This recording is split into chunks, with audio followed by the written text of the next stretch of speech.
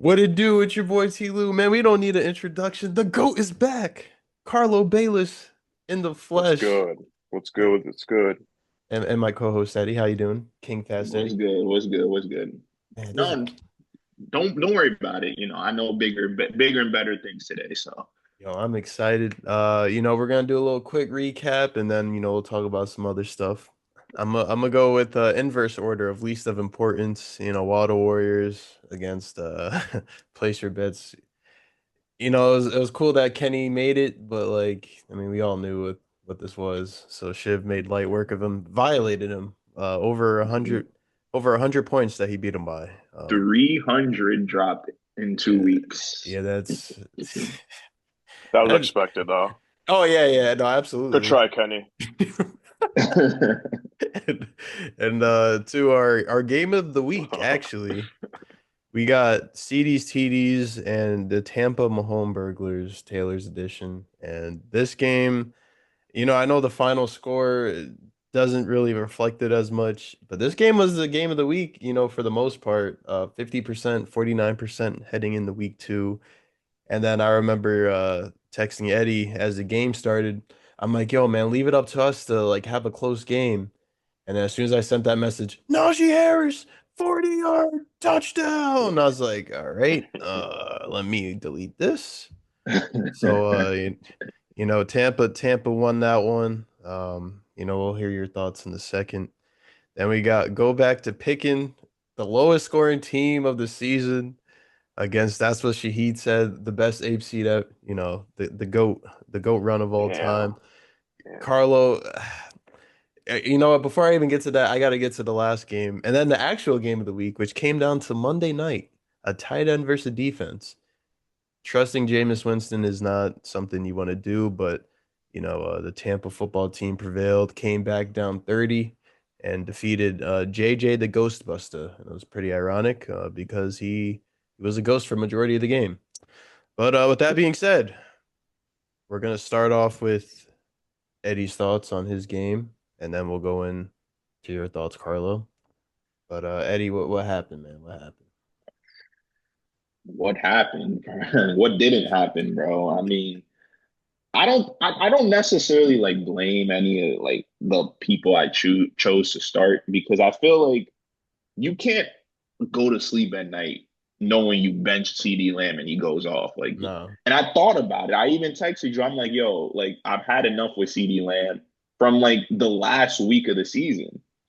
But I started him week one and I just told myself like, bro, he's playing the Giants. Like it's like he like doo-doos on the Giants every time he plays them.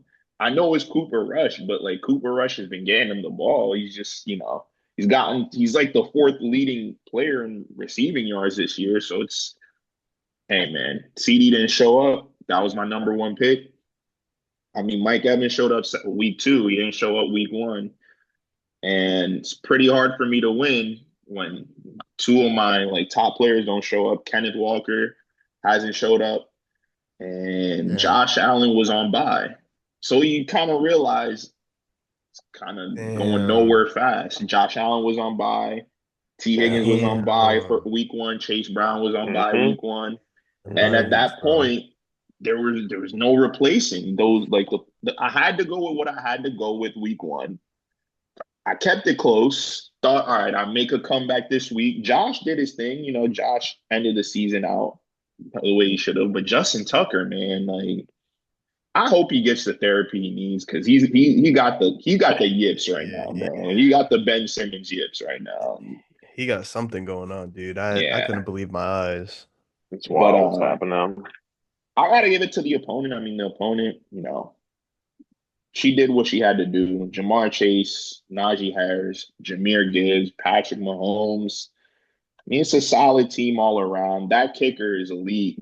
Dicker, the kicker, he's elite. Such a troll Yeah, I gotta give it too. to her. I gotta give it to her. That was she played well. She was one of the highest scoring teams in the playoffs with Uh, 224, which doesn't bode well Not versus at Shiv, all, but we'll get into that later.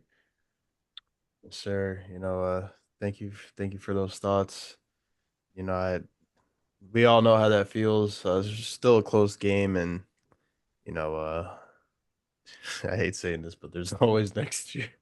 There is always next year, man. And the man of the hour, Carlo, what happened, man? Yeah, I'm not gonna Yeah, lie. Before the game even started, I'm like, yo, Carlo got a bye week. He deserved it. He kicked We up. all said it. He turned up this season, man. He deserves it. it's All three of us it, picked you, bro.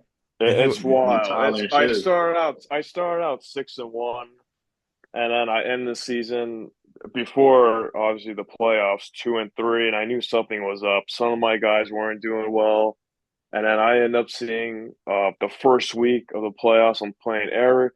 Next thing you know, all my receivers or my starting receivers, my good receivers, are on buys. So I can attest to what you're thinking right now. Bye weeks, man, they're killing us. It's not.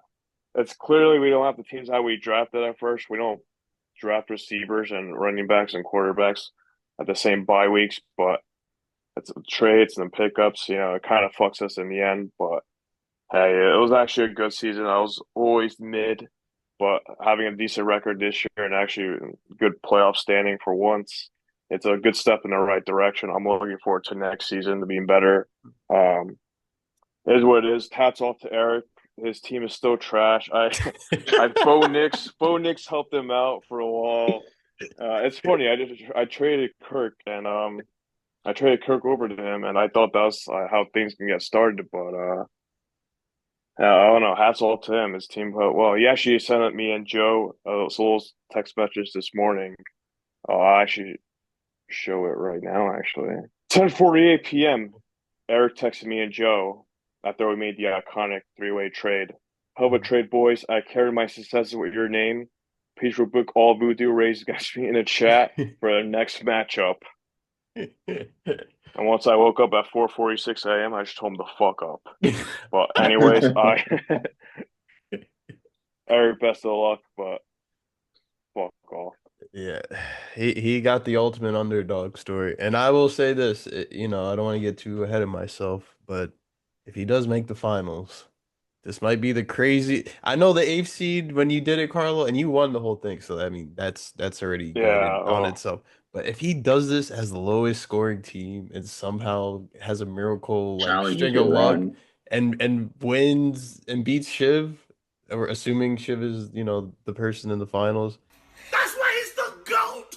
The GOAT! I don't even know what to say at that point. Like everything I thought I knew about fantasy just doesn't exist anymore. Yeah. nah, bro. Fantasy, it's anything's possible though. Like KG said it. Like, bro, it's true. Anything's possible. I won as an A seed.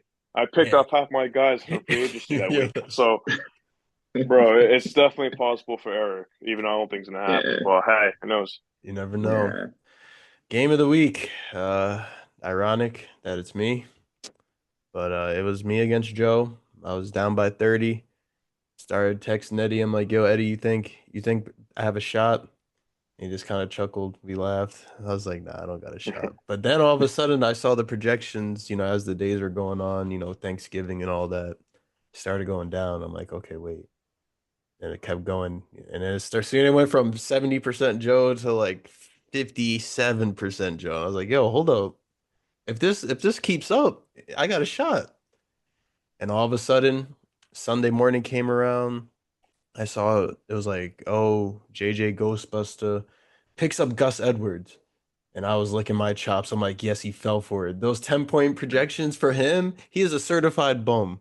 And I knew it because I drafted him over J.K. Dobbins. So I'm like, yo, I hope he starts him over Nick Chubb. And then all of a sudden the 4 o'clock games come around. He I didn't think see he'd that. actually do it. Yes, sir. He did it. And I was like, yo, no way. Damn. And all I saw was like 2 fantasy points for like 3 quarters, and he got like one more. Cooper Cup, Hall of Fame ghost performance, 1 fantasy point. And everything that could have possibly went right went my way. I'm cheesing, I'm celebrating like, oh, I got this game in the bag. And then came the Buffalo Bills game. I started the kicker and I had CMC playing. And of course, CMC out for the season. Started kicking. He had 6 points in like a span of like 3 minutes. Came in And handy. yeah, it really, honestly, shit. Salute to CMC, man. Got out for the game. And then the kicker, it's a blizzard. I wasn't getting any points with that. So I'm just giving away the opportunity of a lifetime, and I thought I lost. But then I realized I had one more person left. That was David Njoku. But he had the defense. And if you ever lived through the Jameis Winston experience, you don't understand. 1 minute, bro, 7 points instantly because he throws a touchdown. I'm like, oh, Joe's done. I'm not even paying attention to the game anymore. And all of a sudden I hear pick six. I'm like, okay, that's one. Another one. Now I'm like, yo, now I'm sweating. I'm like, yo, I'm only up two. And then, Njoku scores another one. I'm like, okay, now he's like cooked. Bro throws another pick and almost went to the crib. He would have lost by one. But the point is I hope I never have to go through that situation again. But all in all, came back one. I'm still surprised, but that's how week one went. And now moving on to the next subject.